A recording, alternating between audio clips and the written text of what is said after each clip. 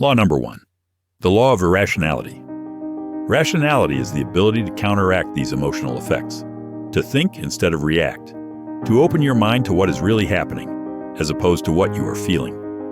Like everyone, you think you are rational, but you are not. Rationality is not a power you are born with, but one you acquire through training and practice.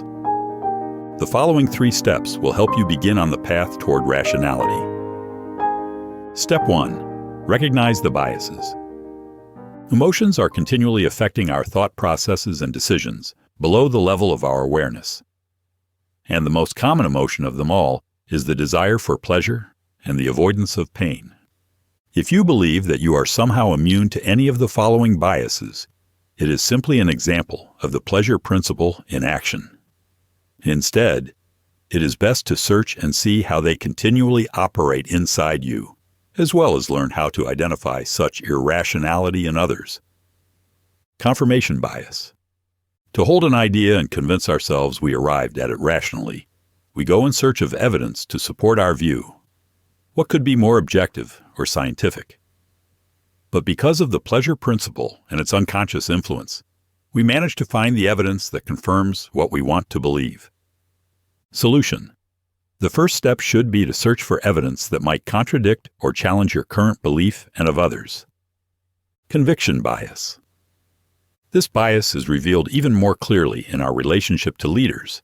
If they express an opinion with heated words and gestures, colorful metaphors and entertaining anecdotes, and a deep well of conviction, it must mean they have examined the idea carefully to express it with such certainty. Those, on the other hand, who express nuances, whose tone is more hesitant, reveal weakness and self-doubt. They are probably lying, or so we think. Appearance bias. We see people not as they are, but as they appear to us, and these appearances are usually misleading. People who are good-looking generally seem more trustworthy, particularly politicians. The group bias. The feeling of isolation, of difference from the group, is depressing and terrifying. We experience tremendous relief when we find others who think the same way we do. In fact, we are motivated to take up ideas and opinions because they bring us this relief.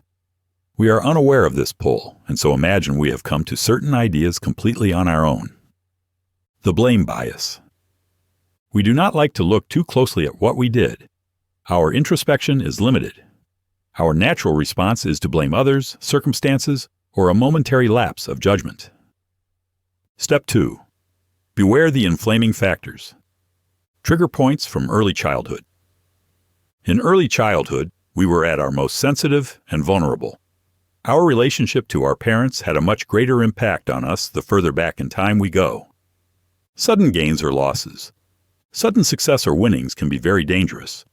Unexpected losses or a string of losses equally create irrational reactions. The solution here is simple.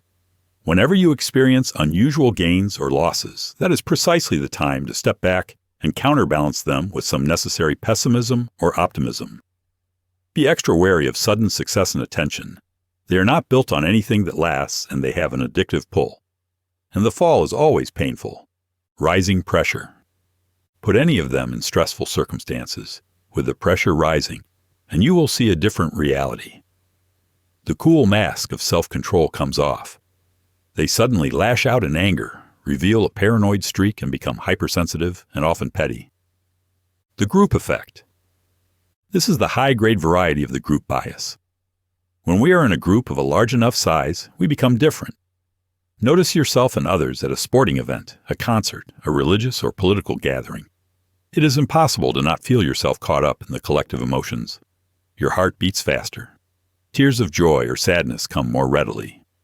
Being in a group does not stimulate independent reasoning, but rather the intense desire to belong. Step 3.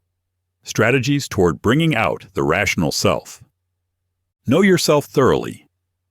Your first step toward the rational is always inward. For this purpose, you must reflect on how you operate under stress. What particular weaknesses come out in such moments? The desire to please, to bully or control? Deep levels of mistrust?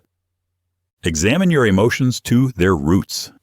Find a neutral position from which you can observe your actions. Increase your reaction time. When some event or interaction requires a response, you must train yourself to step back. This could mean physically removing yourself to a place where you can be alone and not feel any pressure to respond. Or it could mean writing that angry email but not sending it. Accept people as facts.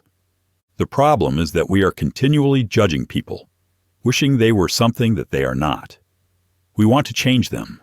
We want them to think and act a certain way, most often the way we think and act. And because this is not possible, because everyone is different, we are continually frustrated and upset. Instead, see other people as phenomena, as neutral as comets or plants. They simply exist. Number 2, the law of narcissism, the narcissistic spectrum. On the low scale of the spectrum, we have deep narcissists. You can recognize deep narcissists by the following behavior patterns. You can see an impatient or distant look on their face whenever you talk about something that does not directly involve them in some way. They immediately turn the conversation back to themselves with some story or anecdote to distract from the insecurity behind it. They tend to see others as extensions of themselves, what is known as self-objects. People exist as instruments for attention and validation. Their desire is to control them like they control their own arm or leg. In a relationship, they will slowly make the partner cut off contact with friends. There must be no competition for attention. Above that halfway mark is what we shall call the functional narcissist, where most of us reside. We also are self-absorbed, but what prevents us from falling deep into ourselves is a coherent sense of self that we can rely upon and love. This creates some inner resiliency. We may have deeper narcissistic moments, fluctuating below the mark, particularly when depressed or challenged in life, but inevitably, we elevate ourselves. Third, and most important, we must begin to make the transformation into the healthy narcissist. Healthy narcissists have a stronger, even more resilient sense of self. They tend to hover closer to the top of the scale. They recover more quickly from any wounds or insults. They do not need as much validation from others. They realize at some point in life that they have limits and flaws. They can laugh at these flaws and not take slights so personally. This attention goes in one of two directions, and sometimes both. First, they are able to direct their focus and their love into their work, becoming great artists, creators, and inventors. Because their outward focus on the work is more intense, they tend to be successful in their ventures, which gives them the necessary attention and validation. The other direction healthy narcissists take is toward people, developing empathic powers. Imagine empathy as the realm lying at the very top of the scale and beyond, complete absorption in others. Empathy is more than anything a state of mind, a different way of relating to others. The greatest danger you face is your general assumption that you really understand people and that you can quickly judge and categorize them. Instead, you must begin with the assumption that you are ignorant and that you have natural biases that will make you judge people incorrectly. To improve your ability to understand people on a deeper level, you could practice as follows. You can induce a connection by deliberately mimicking someone. Similarly, nodding your head as they talk and smiling will deepen the connection. Gather as much as you can about the early years of the people you are studying and their relationship to their parents and siblings to get inside the spirit of others. In order to make sure that you are really making progress in practicing empathy skills, you need feedback. This can come in one of two forms, direct and indirect. In the direct form, you ask people about their thoughts and feelings to get a sense of whether you have guessed correctly. This must be discreet and based on a level of trust, but it can be a very accurate gauge of your skill. Then there is the indirect form. You sense a greater rapport and how certain techniques have worked for you. Number 3, the law of role-playing. People tend to wear the mask that shows them off in the best possible light. Humble, confident, diligent. They say the right things, smile, and seem interested in our ideas. However, the mask has cracks in it. People continually leak out their true feelings and unconscious desires in the nonverbal cues. They cannot completely control facial expressions, vocal inflections, tension in the body, and nervous gestures. There are 3 aspects to see through people's mask. Observational skills. We are the preeminent social animal on the planet, depending on our ability to communicate with others for our survival and success. It is estimated that over 65% of all human communication is nonverbal, but that people pick up and internalize only about 5% of this information. You need to take baby steps to observe nonverbal cues. Pay great attention to any mixed signals you pick up. A person professes to love your idea, but their face shows tension and their tone of voice is strained. Or they congratulate you on your promotion, but the smile is forced and the expression seems sad. In practicing this skill, you must be aware of some common errors you can fall into. Words express direct information. We can argue about what people mean when they say something, but the interpretations are fairly limited. Nonverbal cues are much more ambiguous and indirect. There is no dictionary to tell you what this or that means. It depends on the individual and the context. If you are not careful, you will glean signs but quickly interpret them to fit your own emotional biases about people, which will make your observations not only useless, but also dangerous.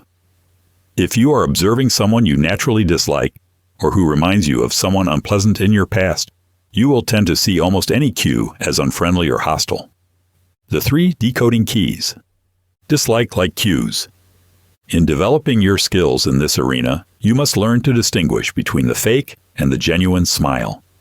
The genuine smile will affect the muscles around the eyes and widen them, often revealing crow's feet on the sides of the eyes. It will also tend to pull the cheeks upward. When people start to feel comfortable in your presence, they will stand closer to you or lean in, their arms not folded or revealing any tension. Dominance-submission cues. Keep in mind that the feeling of being in a superior social position gives people a confidence that will radiate outward in their body language.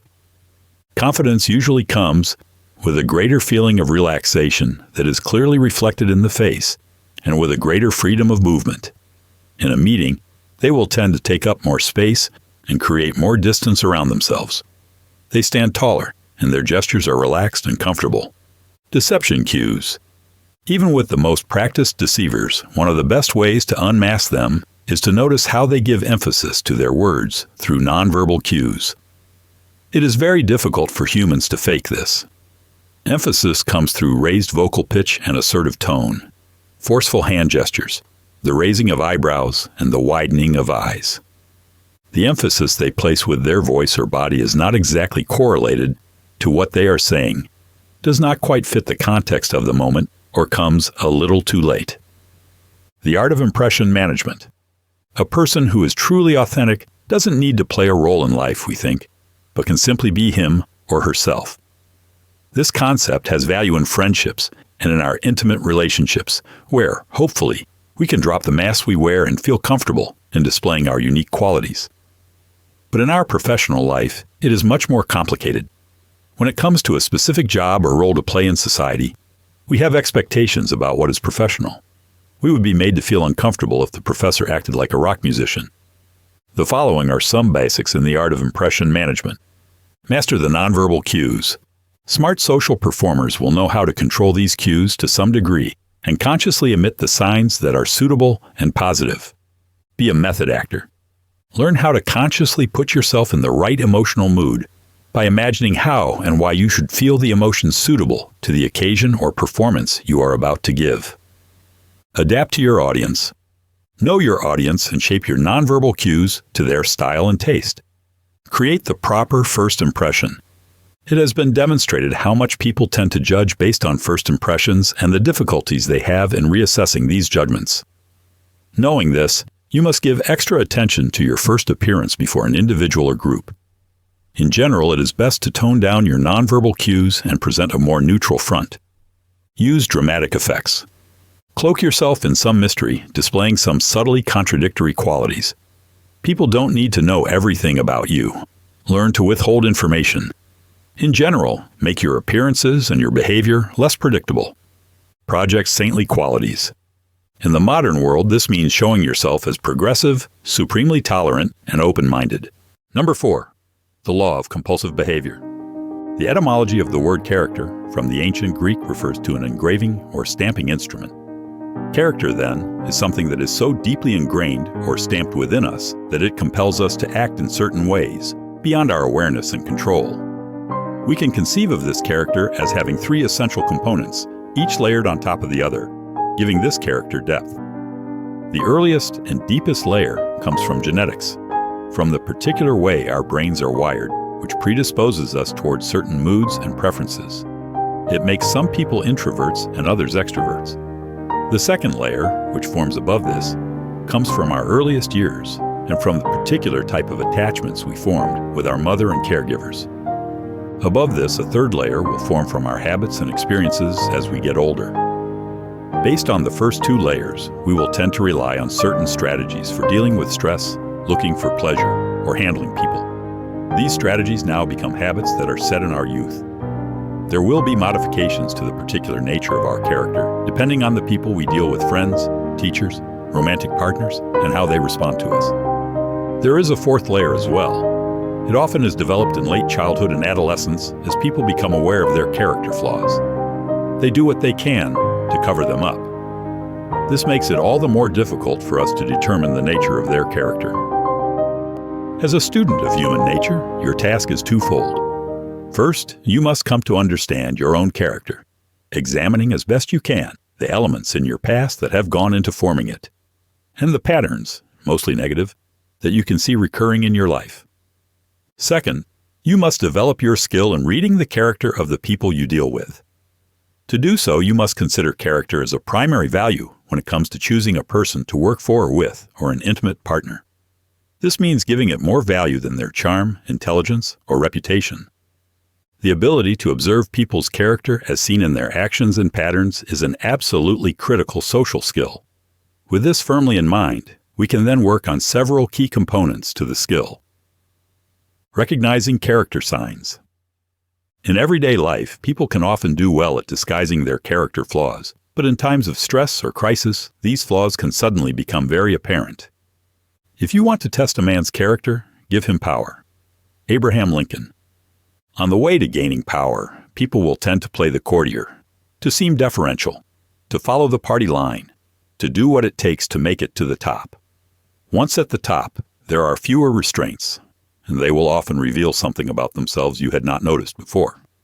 In general, people can be divided into introverts and extroverts, and this will play a large role in the character they develop. Extroverts are largely governed by external criteria. Extroverts value external things: good clothes, great meals, concrete enjoyment shared with others. They are in search of new and novel sensations and have a nose for trends. Introverts are more sensitive and easily exhausted by too much outward activity. They like to conserve their energy, to spend time alone, or with one or two close friends.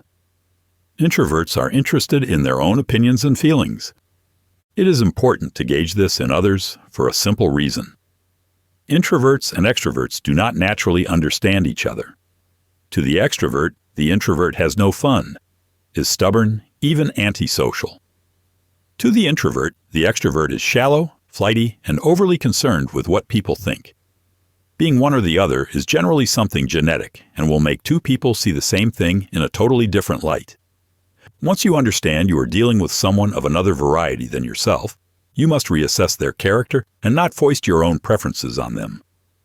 Finally, it is critical that you measure the relative strength of people's character. Think of it in this way. Such strength comes from deep within the core of the person. It could stem from a mixture of certain factors: genetics, secure parenting, good mentors along the way, and constant improvement. Strong character has a tensile quality like a good piece of metal. It can bend, but still retains its overall shape and never breaks. People of weak character begin from the opposite position. They are easily overwhelmed by circumstances, making them hard to rely upon. They are slippery and evasive, aware of toxic types. The hyper-perfectionist. They cannot delegate tasks. They have to oversee everything. It is about power and control. They can't trust anyone. Hyper-perfectionists will often have health problems as they work themselves to the bone. They like to blame others for everything that goes wrong. Nobody is working hard enough. The relentless rebel. If you cross them in some way, you will be painted as the oppressor and be the brunt of their vicious humor. They gain attention with this rebel pose and soon become addicted to the attention. In the end, it is all about power. No one shall be above them, and anyone who dares will pay the price. The personalizer. They might seem a little sad, but sensitive people can have it rough in life. You are often drawn in by this air of theirs and want to help. Also, they can appear quite intelligent, considerate, and good to work with. What you come to realize later on is that their sensitivity really only goes in one direction, inward. They are prone to take everything that people say or do as personal. The drama magnet. They will draw you in with their exciting presence. They have unusual energy and stories to tell. Their features are animated and they can be quite witty. They are fun to be around until the drama turns ugly. The big talker. You are impressed by their ideas, the projects that they are thinking about. On the one hand, they are secretly afraid of the effort and responsibility that go with translating their ideas into action. On the other hand, they crave attention and power. The two sides go to war within them, but the anxious part inevitably wins out and they slip away at the last moment. They come up with some reason for getting out of it after you have committed to them. They themselves never finish anything. The sexualizer. They seem charged with sexual energy in a way that is refreshingly unrepressed. They have a tendency to mix work with pleasure, to blur the usual boundaries for when it is appropriate to use this energy. The pampered prince or princess. They will draw you in with their regal air. They are calm and ever so slightly imbued with a feeling of superiority. It is pleasant to meet people who appear confident and destined to wear a crown. Slowly, you might find yourself doing favors for them, working extra hard for no pay, and not really understanding how or why. Somehow, they express the need to be taken care of, and they are masters at getting others to pamper them. The pleaser. You have never met anyone so nice and considerate. You almost can't believe how accommodating and charming they are. Then slowly you begin to have some doubts, but nothing you can put your finger on. Perhaps they don't show up as promised or don't do a job so well. It is subtle. The further this goes, however, the more it seems like they are sabotaging you or talking behind your back.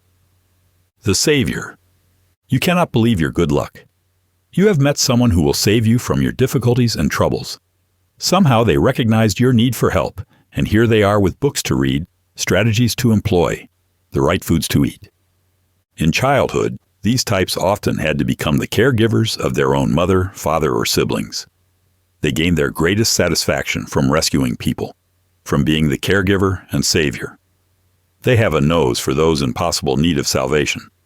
But you can detect the compulsive aspect of this behavior by their need to control you. If they are willing to let you stand on your own 2 feet after some initial help, then they are truly noble. If not, it is really about the power they can exercise.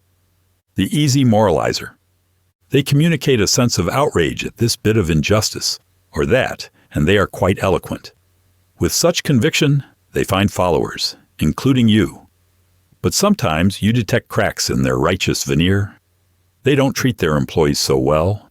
They are condescending to their spouse. They may have a secret life or vice you catch glimpses of. The superior character.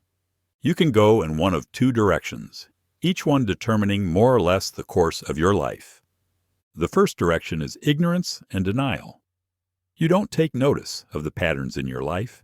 You don't accept the idea that your earliest years left a deep and lasting imprint that compels you to behave in certain ways. You imagine that your character is completely plastic and that you can recreate yourself at will. The other direction is harder to take, but it is the only path that leads to true power and the formation of a superior character.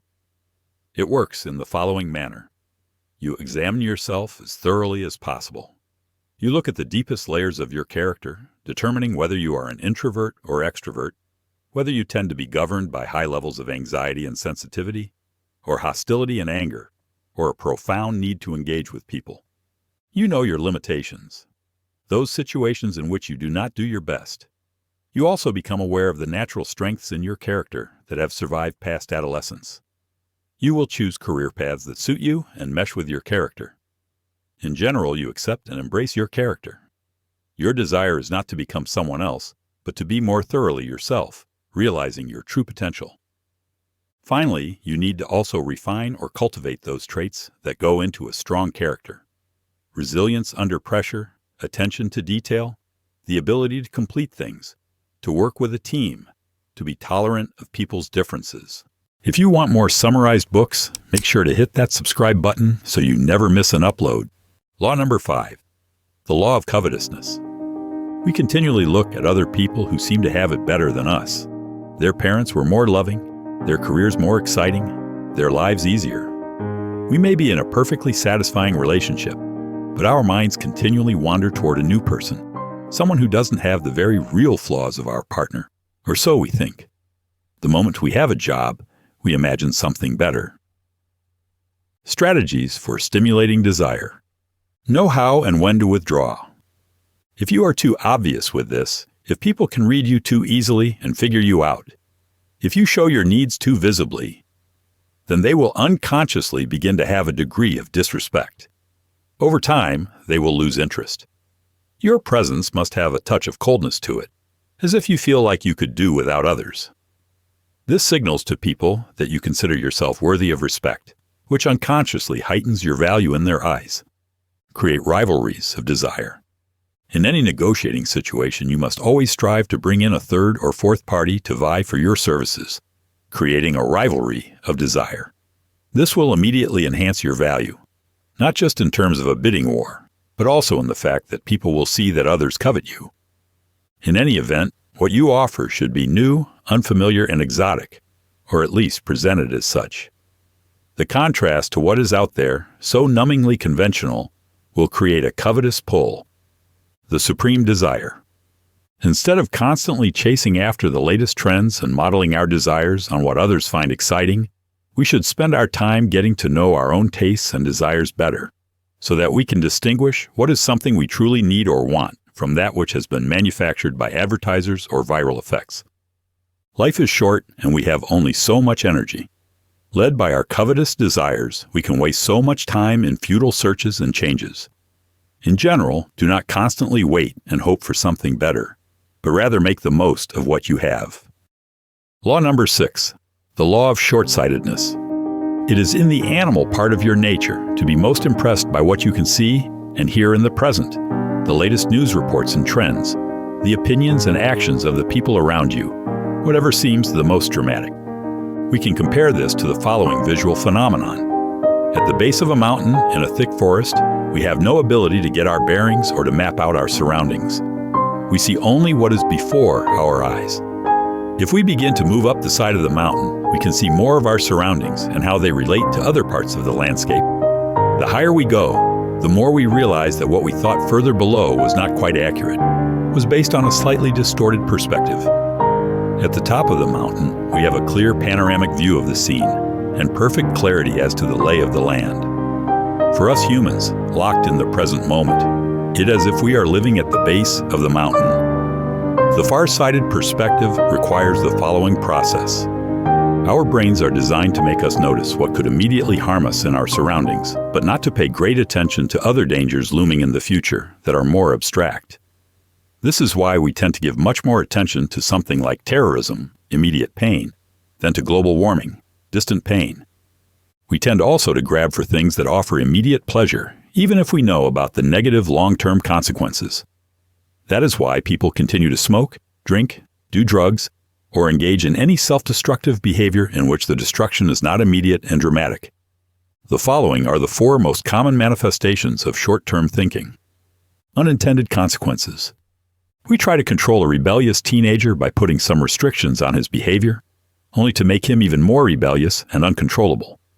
We try to cheer up a depressed person by making her realize that her life is not that bad and that the sun is shining, only to find out we have made her even more depressed. The source of this age-old syndrome is relatively simple.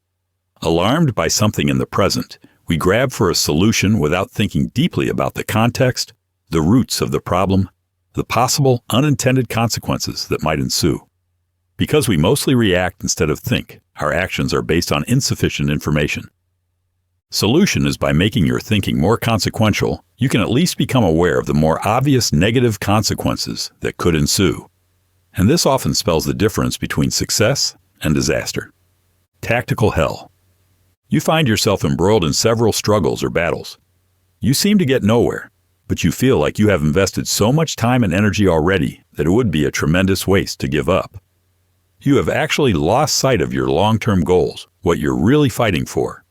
Instead, it has become a question of asserting your ego and proving you are right. The only solution is to remind yourself that winning an argument or proving your point really gets you nowhere in the long run. Win through your actions, not your words. Start to think again about your long-term goals. Create a ladder of values and priorities in your life, reminding yourself of what really matters to you. Ticker tape fever. First and foremost, we must develop patience, which is like a muscle that requires training and repetition to make it strong. Second, when faced with issues that are important, we must have a clear sense of our long-term goals and how to attain them. Finally, it is important to have faith that time will eventually prove us right and to maintain our resolve. Lost in trivia. In your life, you are more than likely paying attention to some details that seem immediately important to you, while ignoring the weather reports that will doom your project. What you need is a mental filtering system based on a scale of priorities and your long-term goals. Knowing what you want to accomplish in the end will help you weed out the essential from the non-essential. You do not have to know all the details. The far-sighted human. In relation to the future, you think deeply about your long-term goals. They are not vague dreams, but concrete objectives, and you have mapped out a path to reach them. Yes, you are constantly changing, but these changes are on the surface and create the illusion of real change. In fact, your character was set in your earliest years, along with your inclinations towards certain activities, your likes and dislikes. Feeling organically connected to who you were in the past gives you a strong sense of identity. You know what you like and dislike. You know who you are. Also, you will pay greater attention to the mistakes and lessons of the past, which those who are locked in the present tend to repress. If you want more summarized books, make sure to hit that subscribe button so you never miss an upload.